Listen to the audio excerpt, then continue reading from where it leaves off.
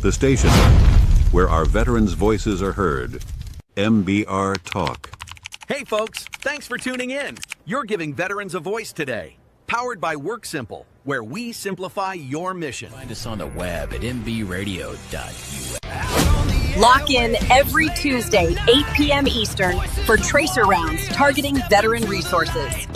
You wonder why life feels like chaos, like tracer rounds flying all around you? That's why I created the Tracer Rounds podcast. Every Tuesday at 8 p.m. Eastern, I help cut through the noise and point veterans to those resources they need.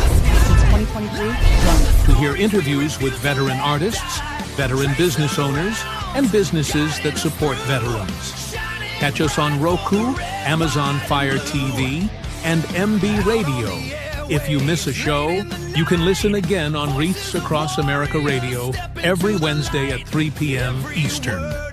Tune in to see if you are on target. MBR, giving veterans a voice.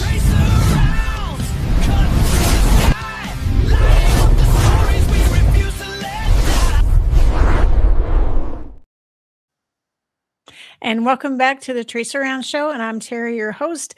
And with me tonight is Shoebob Carey, who is a retired Navy captain. Welcome, Bob. Well, thank you very much for having me on board. I'm so excited to have you because I know there's a backstory to Shoebob, and so we'll save that. And if you want to tell us, you will. But if you don't, then it'll remain a mystery, I guess. But you were in the Navy, obviously, and you were a captain, and you had a varied career. You were surface warfare, and then you were also aviator. So can you kind of talk about your service and talk about why you started in one lane or one direction and then kind of pivoted and did another? Sure. So I started off as a surface warfare officer because with glasses, it was, I wasn't going to be a pilot, and everyone was telling me that, you don't want to be a naval flight officer. You're not the guy with the stick. So go be a ship driver, because then you get to run things. Well, I did my first tour on board a destroyer, and I did that for 1 year, 11 months, 14 days, 53 minutes, 28 seconds. I think you can tell how great I thought that tour was by the specificity with which I clocked it. I'll tell you this: if I had been able to drive and fight my ship as much as I got to fly and fight my airplane, I'd have stayed ship driver. But I didn't join to be a mid-level material manager. I wanted to be a warrior. So I went aviation, and that was very cool. I got to be an A6 bombardier navigator. A6 was a older aircraft. They retired it finally in 1997. And I did that for 8 years. About 8 years. And I was on board USS America, and we served in, we were active in Desert Storm. We were one of the carriers that was sent over there. And so, I don't know, did 35, 40 missions during Desert Storm. And that was, a really impactful part of my life. Come a couple of years later, we're starting to look at the peace dividend, and they're getting rid of a lot of stuff, including the A6. And I thought, well, maybe it's time for me to go check out something else. And they offered me a year's severance pay to get out. I had to stay in the reserves. I was fine with that. I wanted to stick around. Yeah. And so I went to the reserves, and I went to work in my day job in the U.S. Senate as a military legislative assistant. And I did that for 8 years. And then 9/11 happens. And what I thought was going to be, my sleepy hollow of 1 weekend a month, 2 weeks a year of reserve duty ended up being 6 mobilizations post 9/11. Wow. And so a couple of them were, were pretty easy. A couple of them were downrange. But one of the things that's also sort of nice is I actually went back to being a surface warfare officer in the reserves, because I had a wise mentor that, as I was a lieutenant at the time, 03, when I first got into the reserves, and they're like, we're dying for junior officer, commanding officer of 125, 150 sailor reserve units. Go back to being a SWO and we'll make you a commanding officer. It's like, okay, sure. So I send in the letter to the Bureau of Personnel, and I still knew the detailer at the time, and he calls me up and he's like, this is the greatest prank ever. Your old squadron mates sent in a letter saying that you want to be a ship driver again. I said, no, that's actually me. I told him why. So he calls me back about 3 days later, and he's totally confused at that time. He goes, okay, let me figure out what I need to do. Calls me back about 3 days later. Yeah, we had a selection board. You're the only person on it. It lasted 5 minutes. You're a ship driver again. Hope you like it. So, Oh my goodness. so that's what I did, and so I was lucky. I had 6 commanding officer tours. It was a lot of fun. There are some downsides of the reserve time, especially post 9/11. Yeah, there were a lot of But deployments. I was blessed. Yeah, I was blessed with a pretty varied and pretty dynamic career. So what did you do as a ship driver in the reserves? Because you didn't really get the opportunity So to do that, did you? actually, I did. Good. So my very first unit was a ship augment unit, 125 sailors, and we would go down and support the frigates during counter drug operations Okay. in the Caribbean. And so I would usually do 2 or 3 periods of active duty a year, and it was pretty. I scuba dive, so I'd like meet the ship like in Puerto Rico, and then I'd get off the ship 2 weeks later in the Cayman Islands, and I'd go down early, do a little diving, stay a little late, do a little diving. So it's like, okay, I can do this. But that was my. Basically, in the reserves, it's all the stuff that the Navy thinks they need to have, but they can't justify having someone full time. So I had command of a ballistic missile submarine, force protection unit, a mobile command center, a staff unit supporting 5th Fleet out in Bahrain, the ship augmentation unit, an air and naval gunfire liaison unit. It was a pretty varied career. Wow, it sounds like it. You got to do a lot of amazing things. And you I did. And you were just surface warfare to begin with, and you didn't really like it. And then you turned full circle and came back to it because it really offered some opportunities that were exciting. The people at the Bureau of Personnel believe that I'm the only person that has ever voluntarily gone back to being a ship driver from being an aviator. I could see that because being a pilot is pretty awesome, and it's got a lot of prestige with it, I'd say. Do you Indeed. Fly? Go ahead. Do you still fly? So they never taught me how to fly. They never taught me how to fly. As a Naval Flight Officer, all they taught me how to do was talk on the radios, communicate, navigate, how to bomb, how to help the pilot. But I didn't even have a stick and throttle on my side of the aircraft.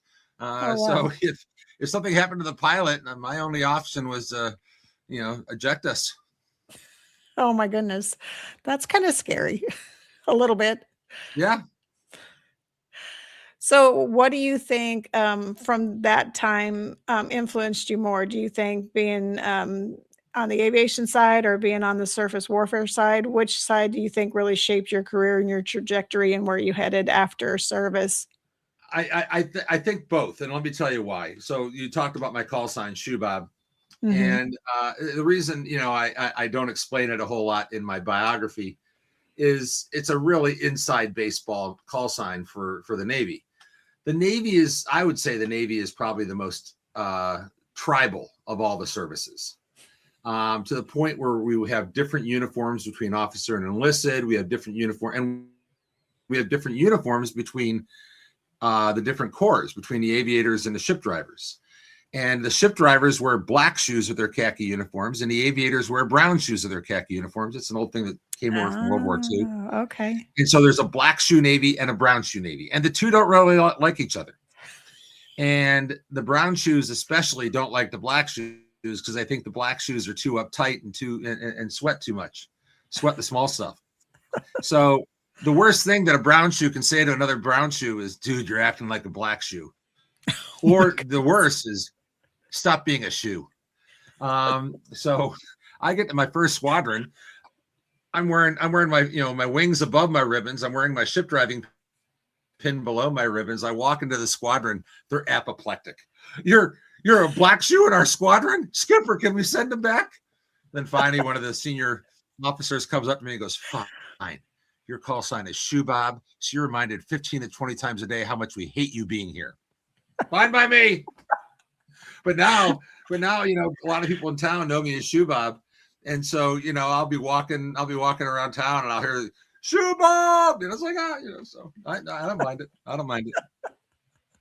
That's funny. I didn't realize there was such a rivalry or a rub between aviators and warfare sailors. That's interesting. Oh yeah.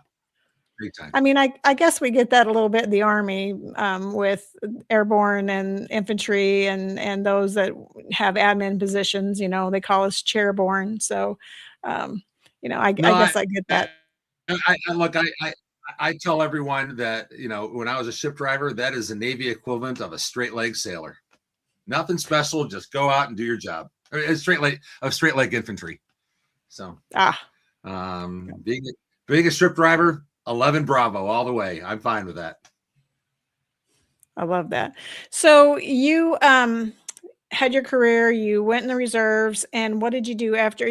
Because you retired from the reserves, right? I did. I retired from the reserves in 2015. Okay. And so what did you do after that? Well, I mean, when I was in the reserves, I first went to work in the U.S. Senate for 2 different senators. I worked there for 8 years. First as a military legislative assistant and eventually becoming a legislative director. And then I got mobilized out of the Senate the first time. When I came back, one of the senators with whom I worked had now become the Secretary of Energy. So he asked me to come on over to the Department of Energy and be one of the financial officers, deputy chief financial officer. So I was a budget geek in the Department of Energy for 2 years. I get mobilized again. And then I this time I got mobilized to New York City. Wow. And I decided to stay up there. And so I lived up there for 4 years. And got married and had my first boy up there. And then I got the opportunity to go teach at the Naval War College. So we moved to Newport, had our second child there, our second son there.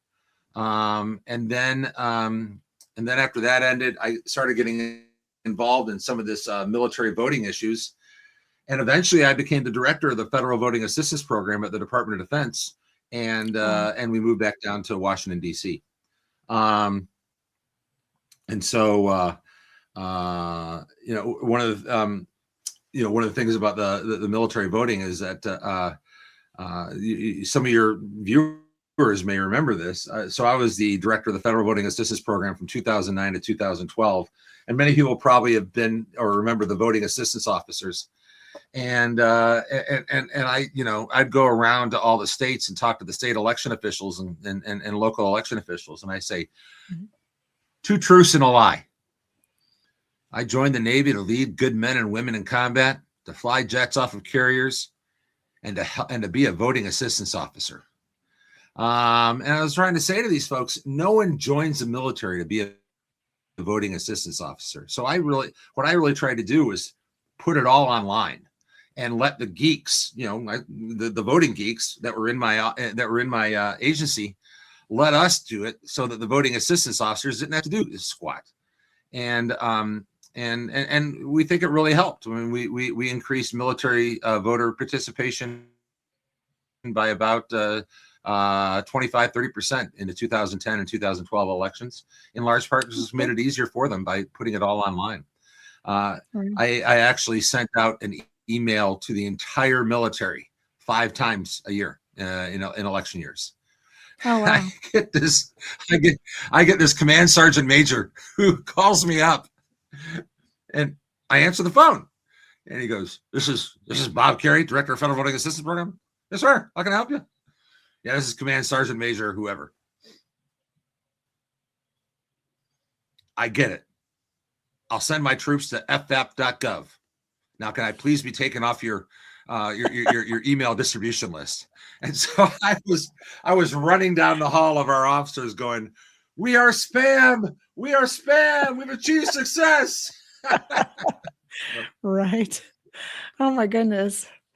So that's really great that you were able to increase the voter participation, because I know there's a lot of younger airmen, sailors, Army soldiers, just military in general, that don't vote or don't really think it's important or don't really know why they should. Younger people in general don't vote. So, everyone would be like, oh my gosh, the general population voter participation rate is 50-60%, but for the military, it's only 25%. And finally, I went and checked out the numbers. I was like, okay, the average American is 45 years old. The average person in the military is 26. Yeah. 52% of the American population is women. 15% of the military population is women. And women vote at a higher percentage than men. When you actually compare 26-year-old men in the military to 26-year-old men in the civilian sector, they actually voted a higher rate. So that was one of the big things I did, was try to, put things in context of actual demographics. Don't expect 26-year-old soldiers, worried about the staff sergeant drilling them down to vote, to worry about voting the same way that a 65-year-old guy would vote. Right. That's certainly the truth. So when you did all that, then how did you transition to the National Defense Committee? How did you start that up? What was the transition period? So the National Defense Committee. So every single male on both sides of my family for the past 3 generations has been in the Navy, at least for a little bit. And my uncle was a retired admiral. He started up National Defense Committee in 2003. And it was to work on military and veteran legal, constitutional, and civil rights. So I got back. The reason I got involved in military voting is that in 2004, I'm living in New York City. I'm working a couple of political campaigns. I get mobilized 3 weeks before the 2004 election. Too late for me to be able to ask for an absentee ballot. Luckily, I had mobilized, but I had not deployed yet. I was able to take leave, fly home, vote in person, fly back that night. And then on the back end, my mobilization got extended a month before the New York City mayoral election. And we sort of cared about it in New York City because, 8 million people, we cared about a mayoral election. Right. And so I had redeployed back to the States. I had not been discharged yet. Again, I took leave, flew up to New York City, voted in person, flew back that night. And so I was telling my uncle this story, and he gets a call from the Election Assistance Commission, another federal agency that works on elections. And he's like, hey, you want to go testify before the Election Assistance Commission about this? So I go. And apparently I was channeling my inner Khrushchev, all gesticulation and spittle, banging the desk. And so I met some people from the Pew Center on the States. Mm-hmm. And they were very interested in putting something together about this. And so I started working with them for a couple of years on reforming military voting. And I was a very big critic of the Department of Defense's Federal Voting Assistance Program. Well, the previous director finally resigned, and I get a call from the Department of Defense saying, apply for the job or shut up. So I applied for it and I got it. That's awesome. Yeah. And the rest is history, right? Exactly. So I did that for 3 years and then I went back into the private sector. So the National Defense Committee then was started by your uncle. Correct. And then how did you? My uncle and one of his old Navy JAGs, and they focused at first on military voting and freedom of conscience of chaplains to be able to preach what they wanted to be able to preach, and then like reemployment rights, and so I came back to it in 2022. Mm-hmm. As you'll see, in the crawl or underneath my name, it says Chief Bottle Washer, National Defense Committee. And I told them that I would be happy to come back and run it if they let me have the title of Chief Bottle Washer. And they're like, okay, why? It's like, well, all these nonprofit executive directors. I'm sort of old school. I think a nonprofit person in charge of a nonprofit needs to be called an executive director. It's like all these nonprofit executive directors are now calling themselves chief executive officer. And it's like, when's the last time you ran a profit and loss line? So I said, yeah, I want to be chief bottle washer because I roll up my sleeves and I work to get things done. And sounds like it. And one of my proudest moments, I was testifying before the House Veterans Affairs Committee on some military and veteran Second Amendment rights issues. And they introduced me as Shoebob and chief bottle washer. And Representative Eli Crane, who's from Arizona, whose bill we were discussing, who's also a retired Navy SEAL, he goes, Shoebob and chief bottle washer. These are some interesting stories, but I only have 5 minutes for my questions, so I'm going to get right to my questions. So we had fun. That's awesome. So I know the organization, National Defense Committee has 4 priorities, and they're military voting rights, military vet and healthcare, military and vet healthcare, and then veterans education benefits, and then due process for gun rights, like you're talking Second Amendment. So you're in step with the Richard Starr Act as part of this vet healthcare as a priority. Indeed, and you know, I got involved with Major Richard Starr Act 7 years ago, and this has been a long time coming. And for you know, for those of your audience who may not know what goes on here, if someone is, you know, injured or wounded in service and it's a significant wound or injury, rather than just discharge them if they haven't hit 20 years, they'll oftentimes medically retire them under what's called Chapter 61 right of the U.S. Code. And there's a very complex process for calculating how much of a retirement they'll get. It's not just a straight, you know, if you're an E4 over 4 years, they're not going to give you the equivalent of a regular retirement of E4 over 4 years because you're going to get like $200 a month. Yeah. They have a calculation methodology that takes into account your disability and raises that a bit. Yeah. The problem is that for years, there's been this law that says you can't draw more than one federal payment at a time. And it used to be like officers, up until the 90s, officers, if they retired, couldn't go work for the federal government and get paid. They had to give up their federal pay if they wanted to keep their retirement, or vice versa. Oh, wow. So, and so the same thing was happening here. If a medically retired veteran was drawing both their medical retirement and VA disability compensation, they had their medical retirement reduced by the amount of their disability compensation. And they're 2 totally different things given for 2 totally different reasons. Right. And they shouldn't offset each other. And so what this bill does is basically alleviate that. And there's been some people on the House and Senate Veterans Affairs Committee, Republican and Democratic, who think that these veterans don't need that much money. And our attitude is that is just philosophically wrong. It is. They earned it independently. They earned a military retirement for one reason. They earned a disability compensation for another reason. They should be able to draw both. Right. But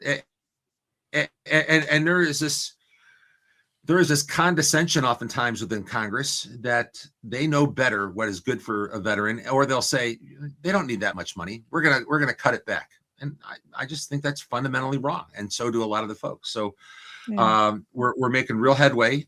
It looks like the Major Richard Starr Act, for the very first time, is going to get a vote for passage on the House floor on Monday. Wow. Excuse me, on Friday. And then we're looking to try to see what we can get in the Senate. We'd very much like to try to get this passed before the 4th of July, so the president can sign it before the 4th of July. It's probably looking more likely that it's going to be sometime, you know, later in July if we do get this passed. There's a lot going on. This has been an incredibly dynamic time, but this is the closest we've ever gotten, and we're pretty excited. Do you Do you see it passing, or do you still see resistance? And why so much resistance? I know you said that they feel like the veterans get paid enough and they're not due anything else. But I mean, shouldn't they have enough pushback from the veteran community and their own communities that support veterans to say, we want this. Why are you dragging your feet, or why are you opposing this? So National Defense Committee has partnered with some other organizations in the area. We call them the Billboard Vets.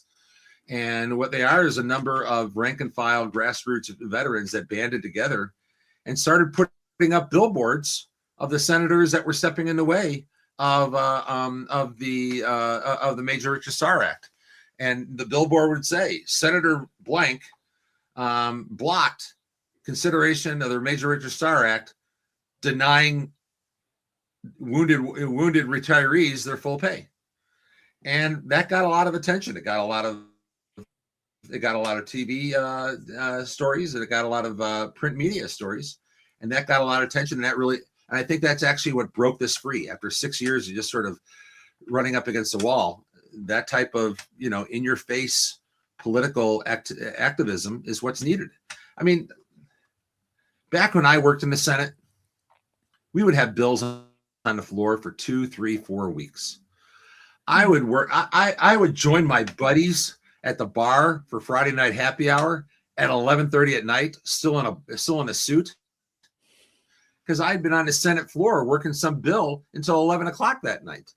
And we let people have their ability, let senators have their day in court, offer their amendment, maybe vote it down, but still give them the chance to have that say. That's not the case anymore. Bills are, the leadership and the committee leaders, they decide, off the floor how this is going to look, and they basically present it to the Senate as a fait accompli.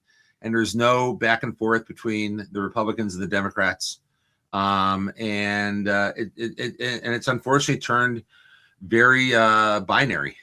So this has happened when the Democrats are in charge. This has happened when the Republicans are in charge. It's like that governance is really not that big of an issue anymore. What's important is re-election and holding power. And so that's one of the fundamental problems here. Because I get it, when you're worried about re-election, you don't want your folks to have to take a bad vote. And oftentimes both Republicans and Democrats will do this. They'll put together an amendment that they know isn't going to pass, but they do it to force the other side to take a vote against it. So they can say, Senator Smith, voted to let more illegal aliens into the country, or Senator Smith voted to cut home heating assistance for your grandma. And it makes for a good ad, but it doesn't make for good governance. And back when I was a staffer, we'd have a situation like this. I'd go grab the other staffer from the other senator, and I'd say, okay, let's go into the cloakroom and work out a deal. And we would. Because the vote would force the issue, and that doesn't happen anymore. So now everything is just slamming against each other, seeing it, the whole reconciliation process, is now the primary method of getting any major legislation done. From the time of President Clinton's fiscal stimulus package to the One Big Beautiful Bill Act that President Trump was pushing. But the reconciliation process, which provides an automatic timeline for consideration of a bill and sets aside the filibuster, was never meant for big legislation. But it's been corrupted into being that. Wow. It's very unfortunate that that's a situation that you can't, just sit down and talk about it and figure out why somebody has a reserve on why they wouldn't want to do it, or why they're not voting in favor of, and then try to talk it through and figure out if you can change it or add to it, or, make it into a palatable bill for everybody. Right. That's crazy. I mean, part of it also is that the federal government has become much larger. In real dollar terms, the federal government has grown about 65% since 2001. Wow. And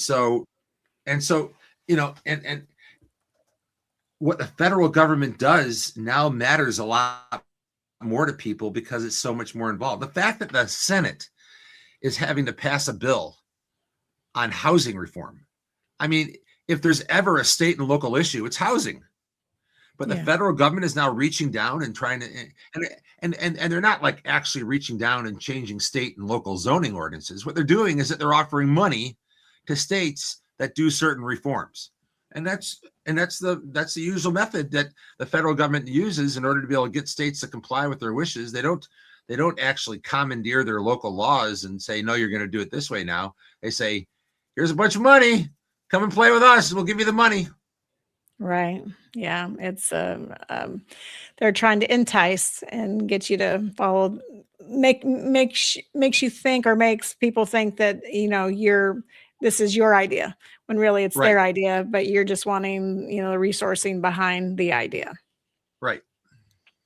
And, at a certain point, the federal government's taxation eliminates the ability of individual states to raise their taxes to do it themselves because the federal taxes are already so high.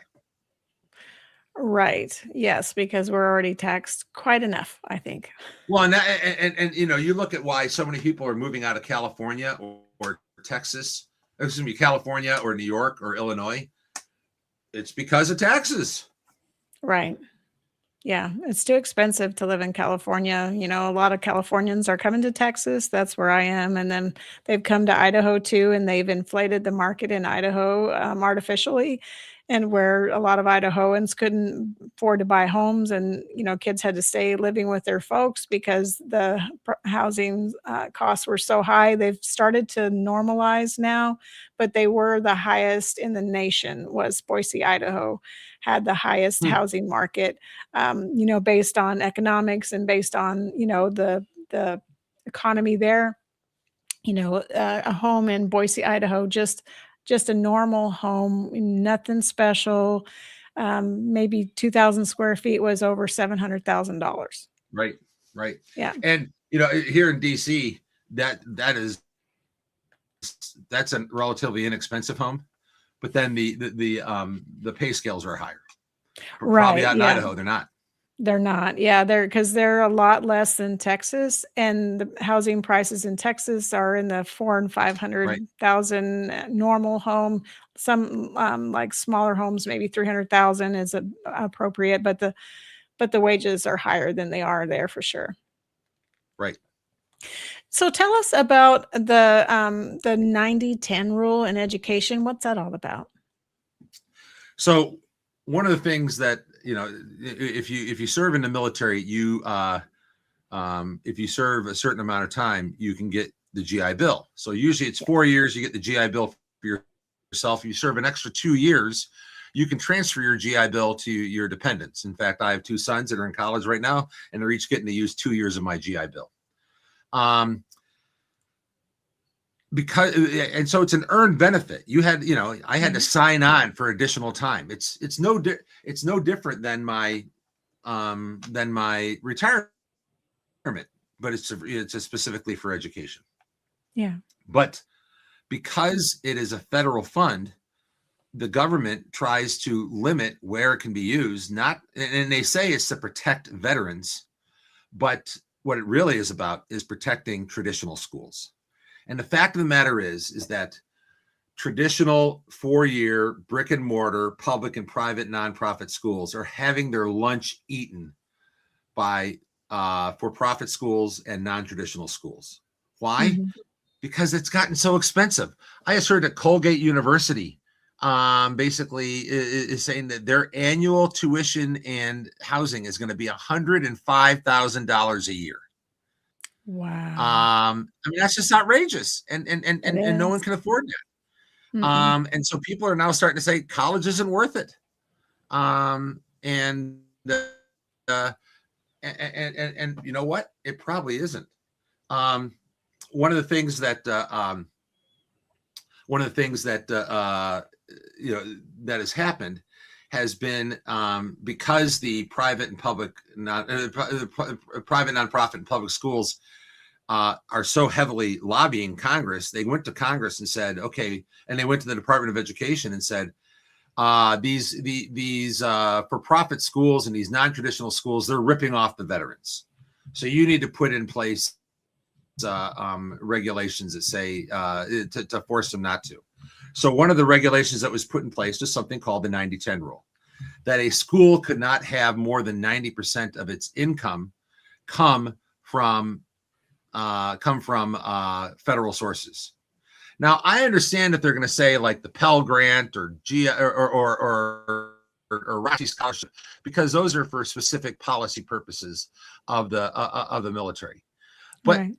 for the GI Bill, that's my earned benefit, and them telling me where I can and cannot use my GI Bill is sort of the same as them saying, "Okay, thank you for your 32 years of service. Here's your retirement check. Oh, by the way, you can only buy your groceries at the commissary. You can't go to Safeway or Giant or Kroger." Right. And so that's fundamentally wrong. And so one of the things when we talk about the civil, legal, and constitutional rights of military and veterans is the right to contract. I should be able to contract with whom I see fit, who I see best. And so, like the way I describe this to Department of Education folks is, so let me get this straight. When I was on active duty, you know, America trusted me with the lives of its sons and daughters. But now that I'm a veteran, you don't trust me to make a proper decision about where I want to go to school and where I want to use my earned benefits. That's just, and so I call that condescending paternalism.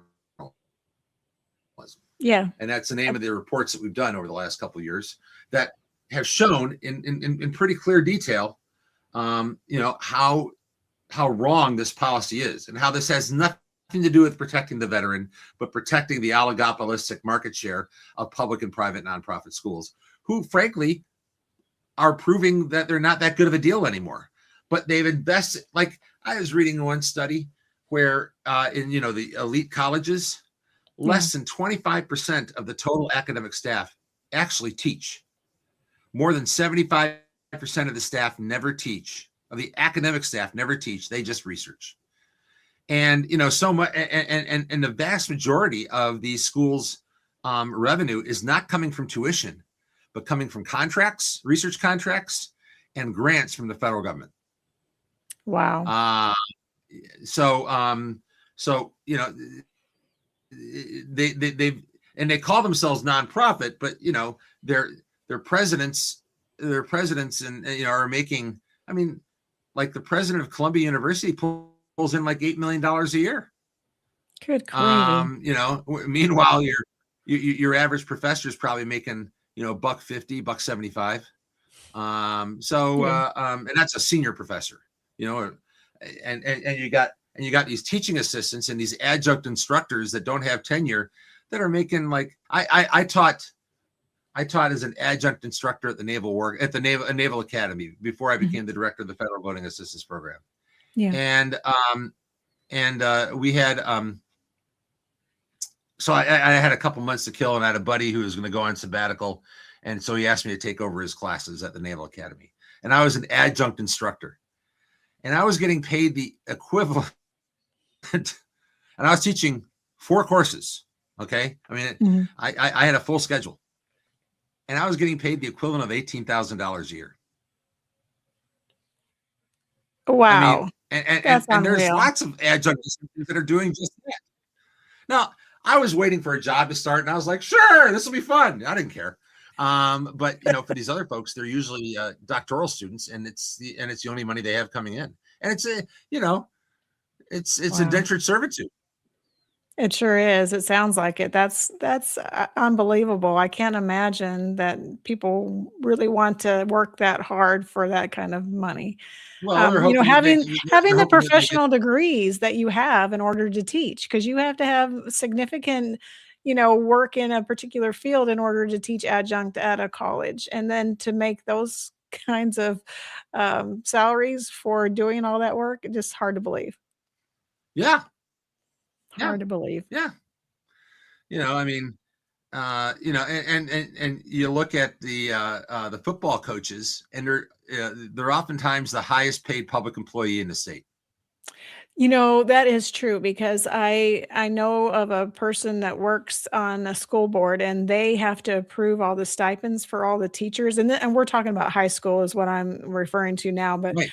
high school coach, the stipends that some of these teachers get for coaching and doing this stuff are unreal. And I had absolutely no idea they get these types of stipends, but they're Yeah. significant. They're a lot more than I get paid. Let me just say. Hey, are you down in Texas? Yes, Friday Night Lights is big business. it is. It is. A lot of these schools bring in a lot of money with Friday night football. Yeah. And some of those coaches, they make pretty good money for being high school coaches. Yeah. You know, not even at the Right. collegiate level, you know, they're still doing pretty good. It's very surprising. Yeah. But you can see where the So, priority so, so, is. so, so the 90-10 rule was put in place in order to be able to try to prevent the non-traditional schools from getting all these students. And the reason that veteran students overwhelmingly use them is because so many of these veteran students are 22, 23, 24 years old as a freshman. They may be married. They're like, they don't want to go. They don't want, they want a job while they're going to school, and they don't want to, go to a 4-year brick and mortar school and hang out with a bunch of 18-year-olds. So they go to schools that provide, part-time education and online education. Right. Look, I'm pursuing my doctorate right now. I'm doing it online. It's real work. It is real work. Yes. They bust my butt. They hold me accountable. Right. The school, it can't manage its way administratively out of a paper bag, probably because it's online, but the academics are good. Right. So I used to teach. I used to teach at the Naval War College at the graduate level, and I taught at the Naval Academy in the undergraduate level. I have some idea about what's good and what's not, and this is real. But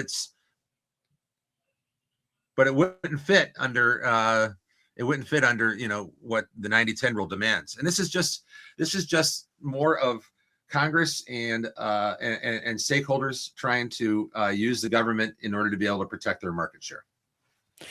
So is there any move to repeal it? Is there any? There is. Senator Banks of Indiana, a veteran himself, has recently introduced legislation to repeal it. Now, last year, the One Big Beautiful Bill Act, the reconciliation bill, did actually reform this. And it basically applied an equivalent of another type of rule called gainful employment. Used to be that that schools couldn't get federal dollars, even GI Bill money, if they couldn't prove that their students made more than someone that didn't go to college. But the algorithm that was used was pretty specious, and so it was an unfair rule to begin with. But it was only applied to the non-traditional colleges and for-profit schools. And so the One Big Beautiful Bill Act changed that, so now it applies to all schools. Because as you'll find in our report, online, condescending paternalism, even before this happened, while these rules only applied to the private nonprofit schools, to the non-traditional schools, academic studies showed that 30-40% of the public and private nonprofit schools would also fail to meet the requirements of these rules. So now the rules apply. Now at least the financial transparency rule apply, or the gainful employment rule applies universally. But Senator Banks is also working to get rid of the 90-10 rule, and we continue to work on that as well. So do you think it'll be coming up anytime soon for them to vote on, or do you think there's still a ways to go with that one?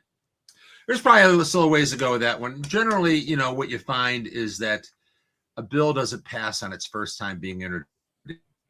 It generally takes a couple Congresses to get the you introduce the bill in Congress number one. You gin up some support. You get the stakeholders behind it. Maybe you have a hearing or two, and then generally you got to reintroduce it in the next Congress, and then you actually might get some action on it.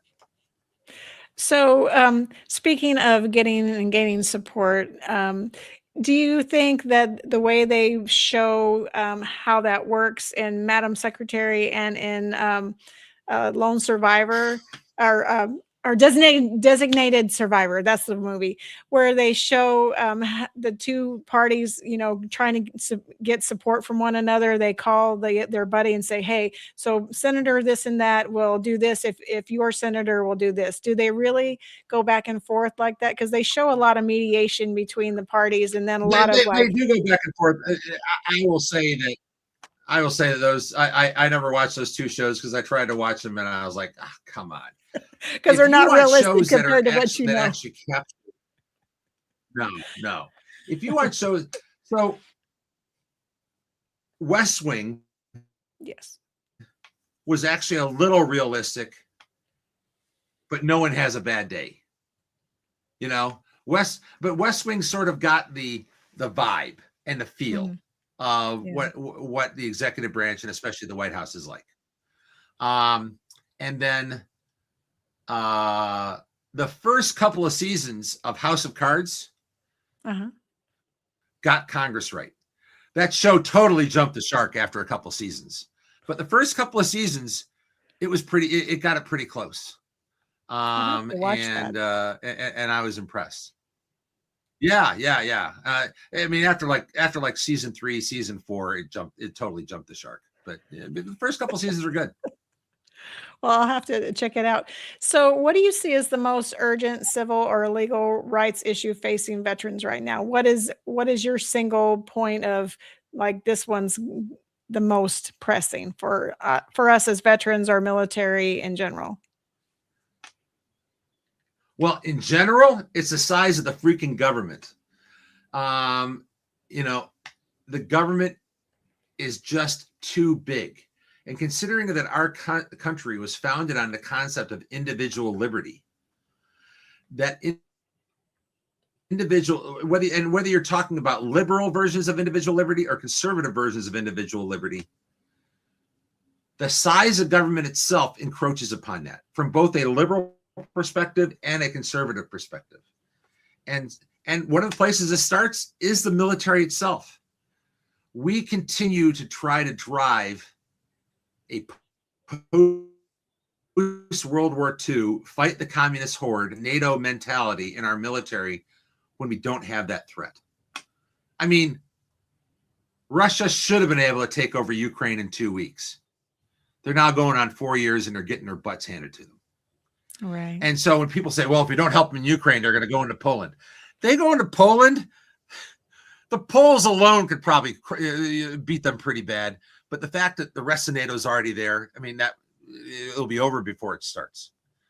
But we continue to feel like we have to be everywhere and do everything. And I think that we do not need the size of this military because we no longer face the type of threats that we used to. We used to face an existential threat. Now we face threats that can make our lives difficult, but can't take over the country or can't destroy the country. And so, and then the second thing along the size of the military, I believe that, look, I used to fly airplanes, and I liked it. But I think the only reason we continue to make manned aircraft in the U.S. military is because we give out flight jackets. And it's cool. It is cool. And we don't need manned aircraft. We need lots of drones. And we need, smart kids that know how to use a lot of joysticks, operating 8, 12 drones at a time. And that can be in a trailer back in, Davis-Monthan Air Force Base for all I care. And you can still have man in the loop in order to be able to make sure that you don't do something stupid. But, the reason we needed man in the loop before is that we didn't have the communications capability we had before. And, we've always had fire and forget weapons. AI makes those fire and forget weapons a lot more powerful, but it's nothing new. I mean, what are mines but fire and forget weapons? Or, a missile. There very few missiles have man in the loop. You fire them and they hone in on something, either a radar signal or heat signature, or a geolocation, and there's no man in the loop. So I think this is, I think a large part of the reason that we continue to have this is it's cool and people want to do it, but we don't need it anymore.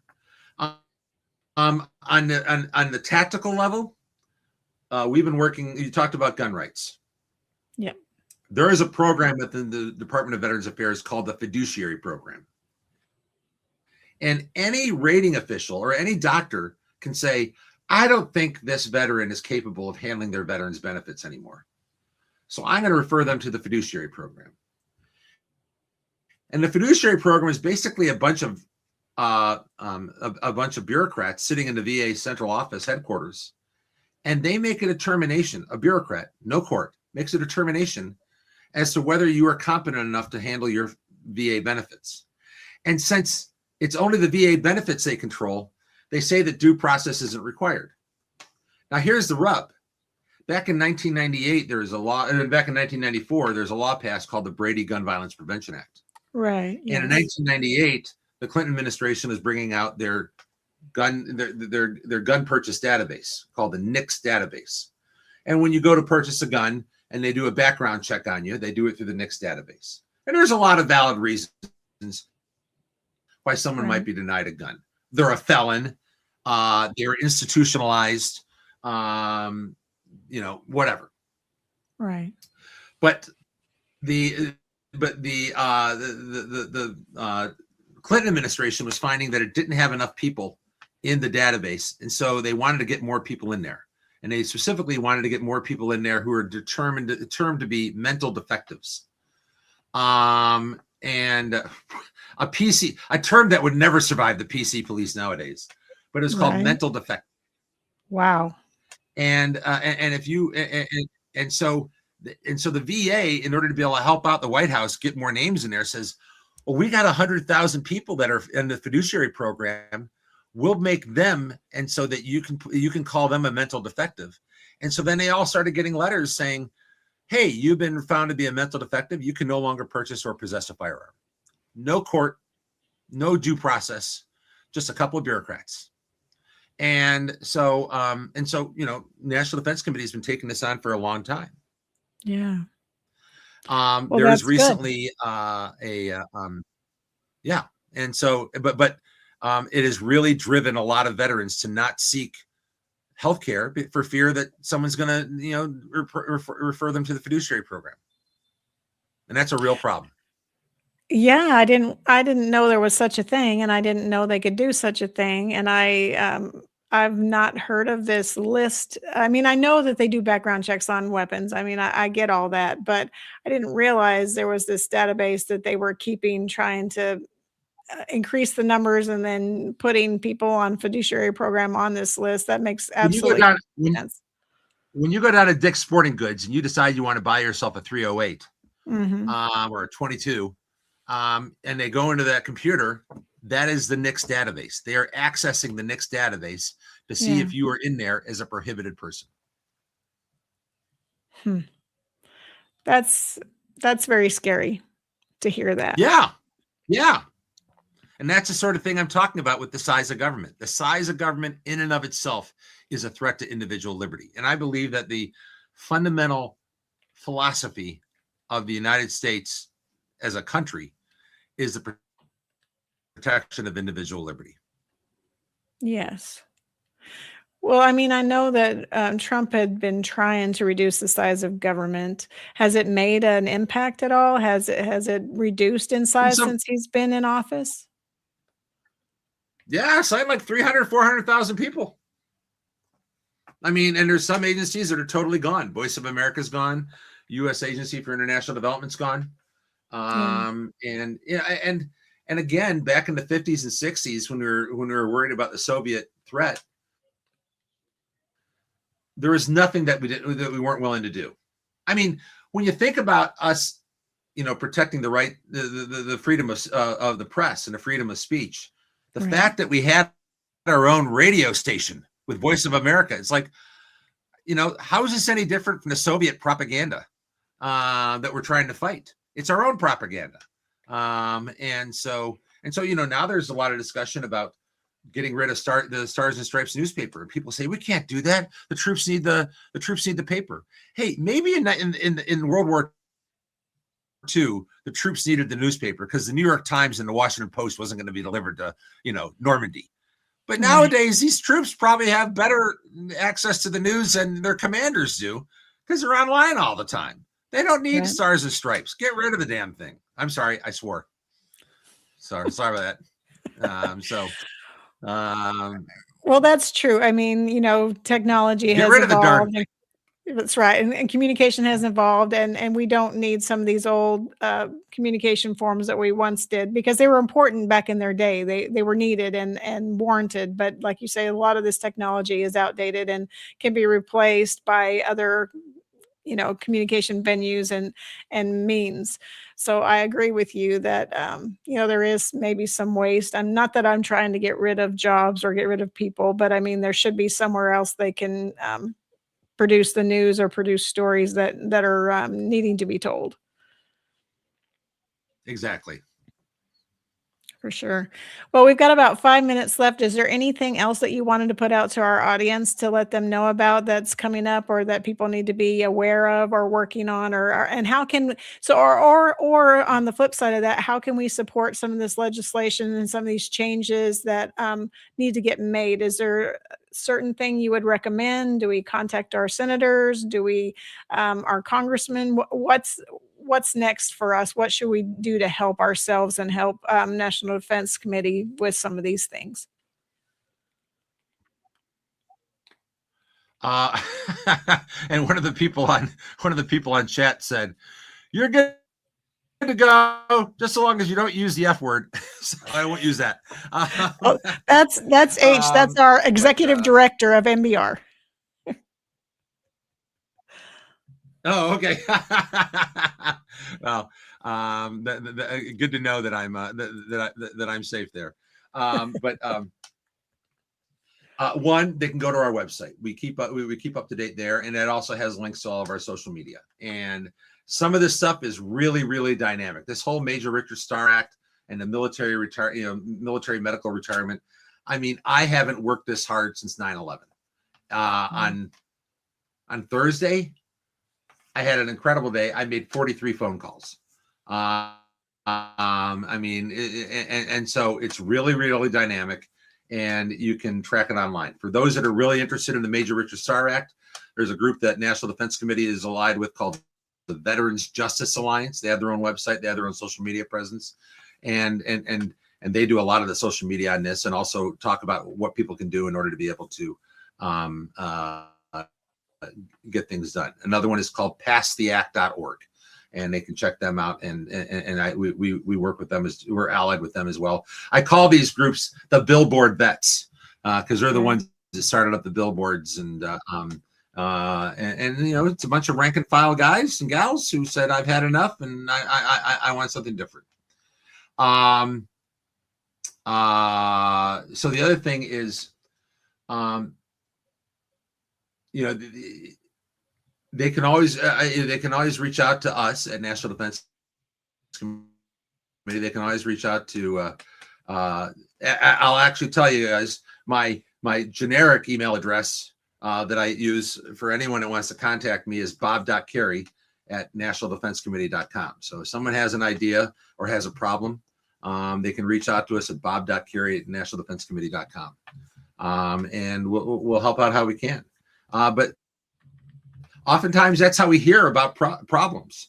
Is someone calls me up and says, "Hey, I don't know if they meant it to do this way, but sometimes these bureaucratic regulations get so complex that things fall through the cracks, or they get overly complicated."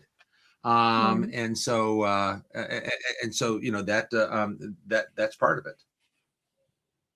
And when they bring it up to us, we can then go to the House and Senate Veterans Affairs Committees and Armed Services Committees and say, we don't know if you actually meant this. You might want to fix it. What can we do to help you? So that's what they can do there. And they can call their members of Congress or write their members of Congress. They can do it online and tell them to pass the Major Richard Starr Act. It's been around for 8 years. It's been the most popular bill in each of the last 4 Congresses. 80 co-sponsors in the Senate, 326 co-sponsors in the House. With that number of representatives and senators, we could pass constitutional amendments out of Congress. But it can't get. It's kept on getting waylaid at the last minute. That's just crazy. I can't believe that. I mean, it's gone on way too long. It definitely does need to be passed. So we'll be waiting to hear on Friday. You said that there's a vote In the House. Yep. in the House. Yeah. Well, I really have appreciated the conversation and all the information tonight. You have been a wealth of information and a wealth of stories, and we appreciate that. And we thank you for the work that you're doing with the different committees and in the House and Senate and all the congressmen and the different groups you're lobbying with to help make a difference for veterans. Thanks for the opportunity. Really do appreciate it. It was a lot of fun. Yeah, absolutely. Well, this is Tracer Rounds signing off. Thank you. Ladies and gentlemen, thank you for tuning in to Military Broadcast Radio. As we wrap up today's show, we want to remind you that the podcast of today's episode will be available right after we go off the air. So if you missed any part of the show or want to listen again, be sure to check it out. And remember, we're here to support and honor our veterans. Your stories and experiences matter, and we are committed to giving you a platform to share them. That's right. We're here to give our veterans a voice. So don't forget to catch the podcast and stay connected with us. Giving our veterans a voice.